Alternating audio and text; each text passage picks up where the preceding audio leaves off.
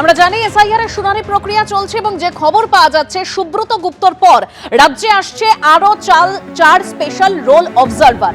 দিল্লি থেকে রাজ্যে আসছেন আরো চারজন স্পেশাল রোল অবজারভার। আসছেন বিকাশ সিং, সন্দীপ রেওয়াজ রাঠোর, রতন বিশ্বাস ও ডক্টর শৈলেশ। এসআইআর শুনানির কাজের তদারকিতে তারা আসছেন বলেই জানা যাচ্ছে। তবে তাদের ভূমিকা ঠিক কি থাকবে এই বিষয়ে আরো বিস্তারিত জানবো আমাদের প্রতিনিধি রুমা পালের কাছ থেকে।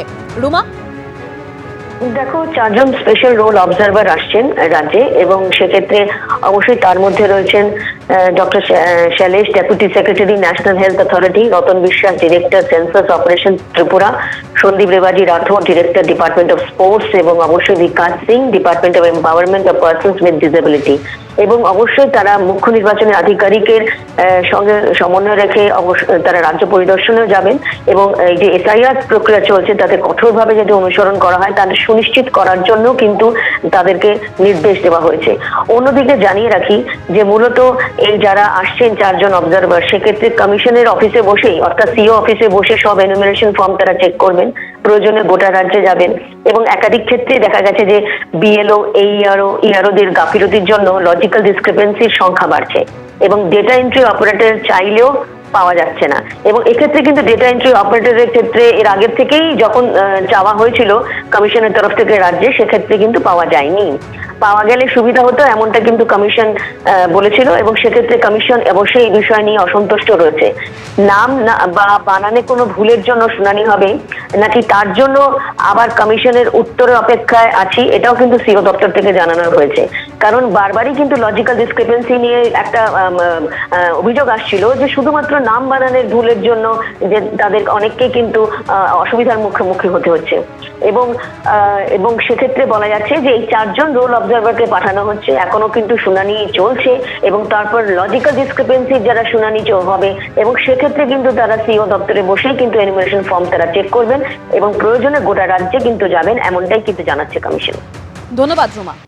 অর্থাৎ একদিকে কমিশনের নির্দেশে রাজ্যে আসছেন আরো চারজন স্পেশাল রোল অবজারভার, অন্যদিকে ফের মুখ্য নির্বাচন কমিশনারকে চিঠি দিয়েছেন মুখ্যমন্ত্রী মমতা বন্দ্যোপাধ্যায়।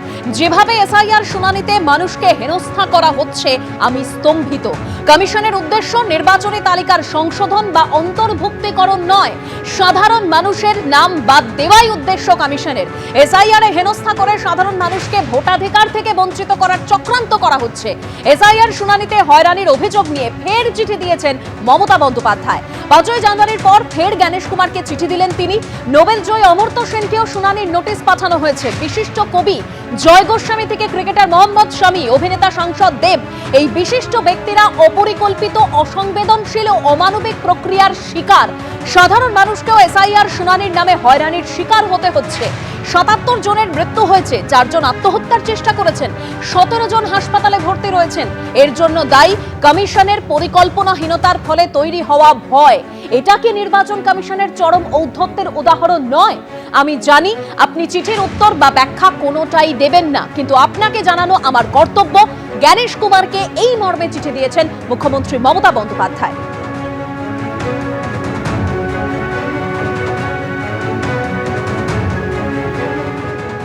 চিফ ইলেকশন কমিশনারকে লিখেছেন, যেখানে উল্লেখযোগ্য কিছু বিখ্যাত মানুষের যেভাবে হ্যারাসমেন্টও হচ্ছে, মানুষের যে হ্যারাসমেন্ট হচ্ছে, 77টি মৃত্যু হয়েছে এবং যারা একবারই মৃত্যু বরণ করছেন সেটা উল্লেখ করেছেন। তিনি এটাও বলেছেন যে যখন মানুষ যাচ্ছেন এই হিয়ারিংগুলোতে তখন কিছু কিছু উক্তি, কটূক্তি যারা তথাকথিত হিয়ারিং করছেন তাদের মুখ থেকে যেটা আসছে এটা অত্যন্ত অপ্রিয় এবং দুর্ভাগ্যজনক এবং তাদের জুরিসডিকশনের বাইরে। সেটা হতে পারে না। যে দুঃখ প্রকাশ করছেন একটা রাজ্যের নির্বাচিত মুখ্যমন্ত্রী, তিনি চিফ ইলেকশন কমিশনকে লিখছেন আমি কিন্তু উত্তরের অপেক্ষায় রইলাম, আপনি তো উত্তর দেবেন না। এর চেয়ে দুর্ভাগ্য হতে পারে না। কিন্তু এই প্রত্যেকটা কিন্তু মানুষের কথা। মুখ্যমন্ত্রী তো জানেন পরিণতি কি, কারণ এর আগেও তামিলনাড়ু মামলার পার্টি হয়েছিল পশ্চিমবঙ্গ। সুপ্রিম কোর্ট তাদের অবস্থান স্পষ্ট করে ভোটার লিস্টের শুদ্ধিকরণ প্রক্রিয়া চলছে, সারা দেশবাসী এটা চায়।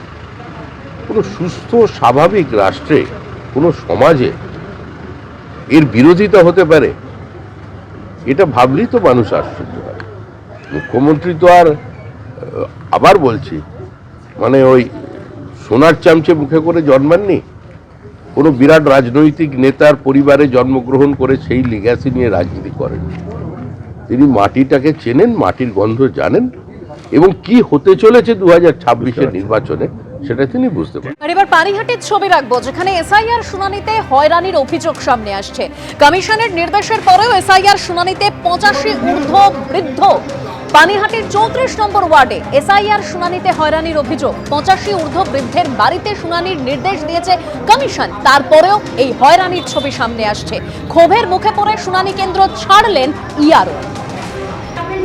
নাহলে আমি তো ভয়ে প্রাথমিকভাবে ধরে আনবে, তারপরে আমি যাবো